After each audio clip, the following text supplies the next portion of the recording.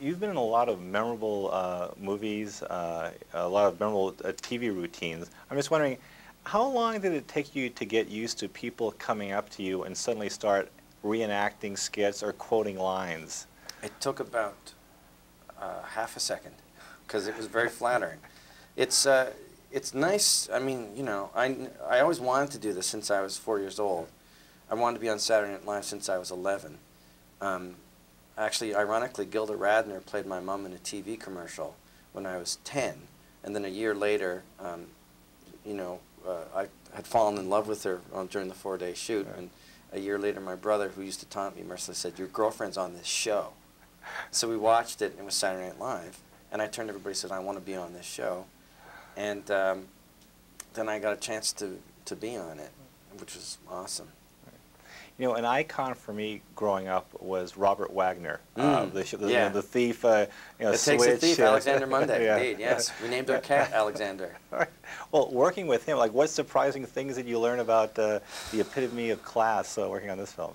Just that, as much as you think that Robert Wagner is not going to be like the Robert Wagner of the mind, he does not in any way disappoint. He is the classiest, coolest guy ever, and just.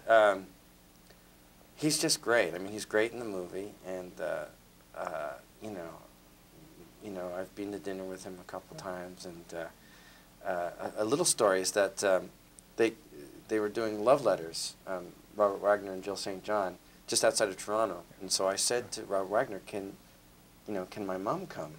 And he said, "Absolutely." So we went, and after the show, Robert Wagner said, you know, and it was a standing ovation, and everybody, you know, you did a great job. And he said, "Ladies and gentlemen, I'd like to introduce somebody who's in the crowd, one of your own, because I'm from Canada, Mr. Mike Myers." And my mom was like, "Ooh, lovely, lovely."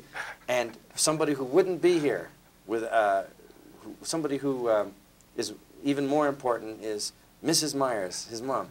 And so my mom started to cry, and was like, "Ooh." And I'll never forget how generous that was. You know, the scene when you're unfrozen in this film, Yes. it was flashing back to Demolition Man. Yes. Sylvester Stallone said on the day they were shooting those scenes for that movie, there was a ban on cameras, on still cameras on the set. The same for your film? I encouraged it. I went out and bought a whole bunch of disposable cameras. I wanted people to photograph me. See, that's where I'm different than Sly, you see. No, I don't think we had a ban, but I don't think anybody would be particularly interested in seeing my pudgy white English body, so I didn't care so much. Hey, Mike, I love the scene in the airplane where you and Elizabeth Hurley are talking. I've had problems on flights where I've had the seatmate from hell next to me. What kind of ritual do you follow when you fly, when you have a passenger who wants to just talk nonstop? I have an ejector seat. I have an understanding with the airline.